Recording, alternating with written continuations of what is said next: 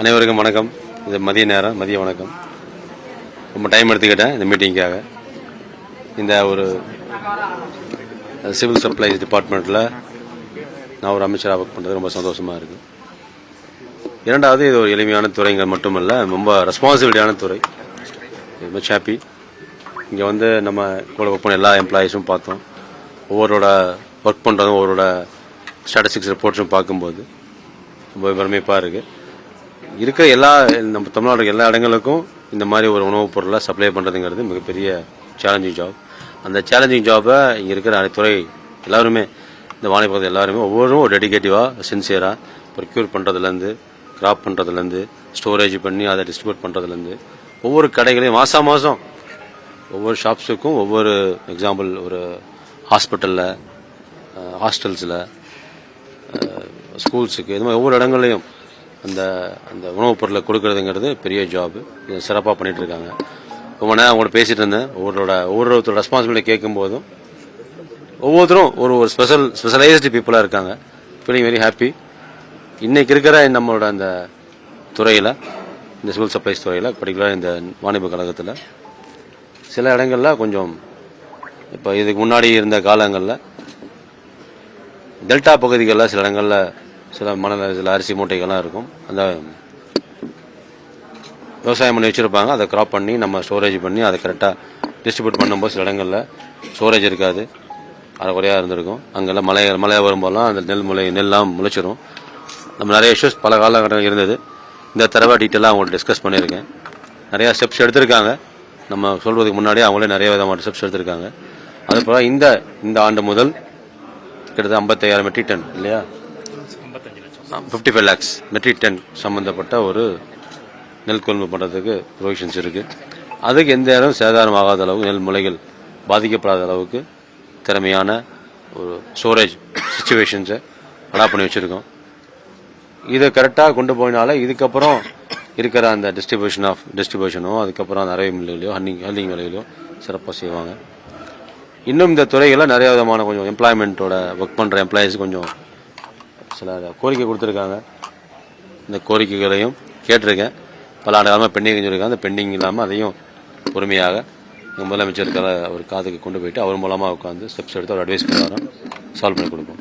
திறந்தவெளி சேமிப்பு கிடங்குகள் தான் இது போன்ற சூழல் நெல்மணிகள் முளைப்பதற்கான வாய்ப்புகள் அங்கே தான் ஏற்படுது. திருவாரூர், தஞ்சாவூர், நாகை மாவட்டத்தில் விளைவிக்கக்கூடிய அந்த பயிர்களை பார்த்தீங்கன்னா திறந்தவெளி சேமிப்பு கிடங்குலாம் சேகரிக்கிறாங்க. இந்த கட்டமைப்பை வலுப்படுத்துறதுக்கு எந்த அளவுக்கு நம்ம தயாராகிருக்கோம்? இந்த திறந்த வெளி எங்கெல்லாம் அந்த கட்டமைப்பு இருக்குது அதுக்கு போல ஷெட்டு போட்டிருக்கோம். அதுக்குண்டான ஸ்டெப்ஸ் எடுத்திருக்கோம். கடந்த 2 ஆண்டு காலமாக பண்ணிட்டு இருக்காங்க. இந்த இயர் கூட சில ஏரியாவில் நீங்கள் சொன்ன மாதிரி தஞ்சாவூர், டெல்டா மாவட்டங்களில் இந்த திறந்த வெளி சேமிப்பு கிடங்களில் பாதிப்பு வராத அளவுக்கு ஒரு ஷெட்டு போட்டு ரெடி பண்ணியிருக்கோம். கிட்டத்தட்ட ஒரு 3-5 அடி வரைக்கும் உண்டான 5 மீட்டர்ஸ் 3 மீட்டர்ஸா 5 மீட்டர்ஸ்க்கு உண்டான ஒரு ஷெட்டு மாதிரி ரெடி பண்ணி வச்சிருக்கோம். இனிமேல் அந்த சிச்சுவேஷன் வராத அளவுக்கு we will take preventive methods. முதலமைச்சர் விஜய் அவர்கள் தேர்தல் பரப்புரைக்காக திருவாரூர் வந்தபோது பாட்டிலுக்கு 10 ரூபாய் டாஸ்மாக்ல வாங்குவது போல நெல் மூட்டையை வாங்குவதற்கு பாத்தீங்கன்னா 40 ரூபா வாங்குறாங்க அப்படின்ற ஒரு குற்றச்சாட்டை முன் வச்சிருந்தாங்க. இப்ப இந்த ஆட்சியில அது எந்த அளவுக்கு தவிர்ப்பதற்கான வாய்ப்புகள் இருக்குது? என்ன மாதிரி நடவடிக்கை எடுக்க போறோம்? எந்த அளவுக்கு நம்ம டிஜிட்டலைஸ் கொண்டு வர போறோம்? டிஜிட்டலைஸ் மெத்தட் நீங்கள் தான் ப்ரிப்பேர் பண்ணணும். யூஸ்வலி இது நம்ம வெற்றி தலைவர் சொன்ன மாதிரி, முதலமைச்சர் சொன்ன மாதிரி, பல காலங்களில் இந்த அரிசி மூட்டைகள் வாங்கும்போது 40 ரூபா இருந்தது. அப்புறம் 10 ரூபா போன வருடம் கேட்கும் 10 ரூபா வந்ததாக கேள்விப்பட்டேன். இந்த வருடங்கள் முதல் இந்த மாதிரி இஷ்யூஸ்லாம் வராது. இந்த நேரடி கண்காணிப்புலையும் நேரடியான ஒரு விஜிலன்ஸ் மூலமாக கண்காணிக்கப்பட்டு இந்த இஷ்யூஸ் வராத அளவுக்கு இருக்கு. வராது. எனக்கு குறைகள் அதிகமாக தெரியல, நிறைகள் நிறையா இருக்கு. நிறைகள்லாம் மக்களோட அந்த எங்கள் டிபார்ட்மெண்ட் ஒவ்வொருவரோட அர்ப்பணிப்பான வேலைகள். ஒரு உணவுப் பொருளை அதை ப்ரொக்யூர் பண்ணுறதுலேருந்து, ஸ்டோரேஜ் பண்ணுறதுலேருந்து அதை கரெக்டான முறையில் அங்கே டிஸ்ட்ரிபியூட் பண்ணணும். இது ஒரு பெரிய சேலஞ்சிங் ஜாப் தான். அதனால அந்த வேலைகளில் எல்லாரும் திறம்பட கையாளுறாங்க. அது ஒரு பெரிய நிறையா தோணுது. குறைகள் சொல்ல அவங்களுக்கு சில கோரிக்கைகள் இருக்குது. டிரான்ஸ்ஃபர் தேவைங்கிறாங்க. சில இடங்களில் குழந்தைகளை விட்டுட்டு அம்மா அப்பா விட்டுட்டு ஒர்க் பண்ணுறாங்க. அந்த மாதிரி சில குறைகள் இருக்குது. அது போக ப்ரொக்யூர் பண்ணுற பிளேஸில் எக்ஸாம்பிள் தஞ்சாவூர் பக்கம்லாம் போனால் சில இடங்களில் நெல் கொள்முதல் பண்ணுறதுக்கு சில டிஃபிகல்ட்டிஸ் இருக்குது. அதை மேம்படுத்துகிறோம். மேம்படுத்தா சரியாகும். இவ்வளவுதான். நியாய விலை கடைகள்ல ஒன் மேன் ஷோ நிகழ்றத நம்ம பார்த்துட்டு இருக்கோம் கடந்த சில மாதங்களாவே. பட்டியல் எழுத்தர்கள் இல்லாம அந்த இடத்துல தனிப்பட்ட முறையிலேயே ஒருத்தரே பில் போட்டு ஒருத்தரே பொருள் எடுத்து கொடுக்கக்கூடிய சூழல் இருக்கு. அதே சமயம் உள்ள நிறைய டிவைஸ் ப்ராப்ளமும் வந்துட்டு இருக்கு. இது தொடர்ந்து நடக்கிறதா குற்றச்சாட்டு கடந்த ஆட்சியில இறுதி வரைக்குமே இருந்துச்சு. இதுக்கப்புறம் அதை நிவர்த்தி பண்றதுக்கான முயற்சிகள் தாவேக்கா அரசு எடுக்குமா? கண்டிப்பா எடுக்கும். சொல்ல போனா கிட்டத்தட்ட இந்த நம்மளோட வாணிப கழகத்துக்குள்ள 1500 ஷாப்ஸ் இருக்கு. கோஆபரேட்டிவ் மூலமாக நிறைய ஷாப்ஸ் ரன் பண்ணிட்டு இருக்கோம். நீங்க சொல்ற பாயிண்ட்லாம் கோஆபரேட்டிவ் மூலமாக நடக்கிற கடைகளில் தான் இந்த டிஃபிகல்டிஸ் இருக்கு.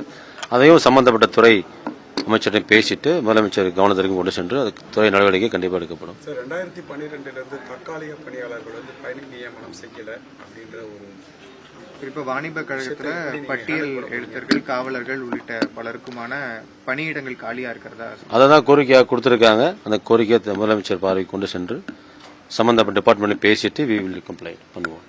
கடந்த 10 வருஷமா இங்க வாணிப கழகத்துல பணியாற்றக்கூடியவர்களுக்கு 2200 ரூபாய் தான் பென்ஷன் தொகையா வழங்கப்படுகிறது. அதை உயர்த்தணும்னு சொல்லிட்டு 10 வருஷமா போராட்டி இருக்கிறதாவும் சொல்றாங்க. அதை உயர்த்துறதுக்கான 10 ஆண்டுகளா 7 ஆண்டுகளா இருக்குன்னு நான் கேள்விப்பட்டேன். பேசிட்டு இருக்கோம் சொன்னாங்க. அந்த ஒரு கோரிக்கையும் கேட்டிருக்கேன். அதையும் அனலைஸ் பண்ணிட்டு முதலமைச்சர் பார்வை கொண்டு போய் சிறப்பு செய்வோம். இந்த வயது முதிர்ந்தவர்கள் மாற்றுத்திறனாளிகளுக்கு வீடு தேடி ரேஷன் திட்டம் கொண்டு வந்தாங்க கடந்த ஆட்சி காலத்தில். இப்போ ஃபண்டிங் அலோகேட் பண்ணல அப்படின்ற ஒரு குற்றச்சாட்டு முன்வைக்கப்படுது. எந்த அளவுக்கு நம்ம ஆட்சியில தொடர போறோம் அந்த திட்டத்தை? இல்ல, தலைவர் சொன்ன மாதிரி மக்களுக்கு தேவையான திட்டங்கள் எந்த விதமான குறைபாடும் இல்லாமல் மக்களை சென்றடையும். அது எந்த மாற்று கருத்தும் இல்லை. என்னெல்லாம் நல்ல திட்டங்கள் மக்களுக்கு பயன்பட முடியுமோ, மக்களுக்கு கிடைக்குமோ அந்த சர்வீஸோ அந்த தேவைகளையோ குறைபாடு இல்லாமல் செய்ய சொல்லியிருக்காரு தலைவர், எங்களோட முதலமைச்சர். இல்லை, குறையெல்லாம் செய்யும். ஃபண்டு குறைபாடு எதுவுமே இல்லை. கண்டிப்பா நடக்கும். இந்த வீடு தேடி ரேஷன் திட்டத்தை இன்னும் விரிவடைப்பதற்கான வாய்ப்புகள் இருக்குதா? கண்டிப்பா உண்டு. மக்களுக்கு உபயோகமான, மக்களுக்கு உதவக்கூடிய, மக்கள் தேவைகளை பூர்த்தி பண்ணக்கூடிய திட்டம் எதுவாக இருந்தாலும் முதலமைச்சர் சொன்ன மாதிரி அந்த விதமான திட்டங்களை எந்த காம்ப்ரமைஸ் இல்லாம மக்களுக்கு உண்டான தேவைகளை கண்டிப்பாக இந்த அரசாங்கம், இந்த அரசு, இந்த அமைச்சகம் வேலை செய்யும். செலவினங்களை குறைக்க இந்த துறை, அதாவது உதாரணமா பாத்தீங்கன்னா இந்த கட்டிடங்களுக்கு எவ்வளவு வாடகை கொடுக்கப்படுதுன்னு ஒரு விஷயம் தெரியல. அது சொந்த கட்டிடம் புருஷோகத்துல ஒரு கட்டிடம் இருக்கு. அதுக்கு எப்படி ஷிஃப்ட் பண்ண போறீங்க? அது நடந்துகிட்டு இருக்கு. ஆமா, அது கன்ஸ்ட்ரக்ஷன் நடந்துகிட்டு இருக்கு. 6 மாசம் ஒர்க் நடந்துட்டு இருக்கு. அந்த ஒவ்வொரு பில்டிங் கட்டும் போதும் ஒவ்வொரு கட்டுமானம் வருமோ அதுக்கு டெண்டர் கோட் இருக்கும். அதுக்கு டியூரேஷன் கொடுத்துருவாங்க. 6 மாசம் 8 மாசம் 1 இயர் இருக்கும். ஸோ அந்த புரசவாக்கத்தில் இருக்கிற பில்டிங் கட்டுமானம் போய்கிட்டு தான் இருக்கு. ஒரு 6 மாசம் டைம் கேட்டு அந்த கான்ட்ராக்ட் பீரியட் இருக்கு. அதுக்குள்ள அதையும் போய் இன்ஸ்பெக்ஷன் பண்ணி எந்த லெவல் நடந்துட்டு இருக்குன்னு பார்த்துட்டு துரிதப்படுத்தி குறிப்பிட்ட காலகட்டத்துக்குள்ள அதையும் இந்த வேலையை முடியும். தலைமை செயலகத்தில் பயோமெட்ரிக்ல குறித்த நேரத்திற்கு பணியாளர்கள் வரணும். அதே மாதிரி இந்த துறைக்கு உங்களுடைய அட்வைஸ் ஏதாவது செய்வோம். அது இப்பதான் ஆலோசனை பண்ணிக்கிட்டு இருக்கேன். முதல்ல இந்த மாதிரி ஒரு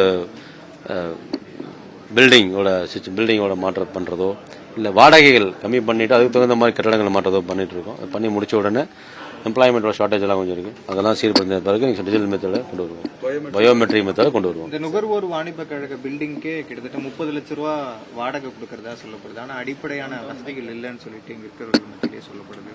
அது ஏதாவது குறிப்பா கேன்டீன் உள்ளிட்ட வசதிகள்லாம் கேட்கறாங்க. அது எப்படி பண்ணி அது கோரிக்கையாக கொடுத்திருக்காங்க. கண்டிப்பாக முதலமைச்சர் கவனத்துக்கு கொண்டு சென்று விரைவில் அதுக்கு உண்டான ஸ்டெப்ஸ் எடுத்து கொடுப்போம். அனைவருக்கும் நன்றி. தேங்க்யூ. பிளே ஸ்டோர் மற்றும் ஆப் ஸ்டோரில் இருந்து பாலிமர் செயலியை QR கோடு மூலம் பதிவிறக்கம் செய்யுங்கள். செய்திகளை உடனுக்குடன் பெறுங்கள்.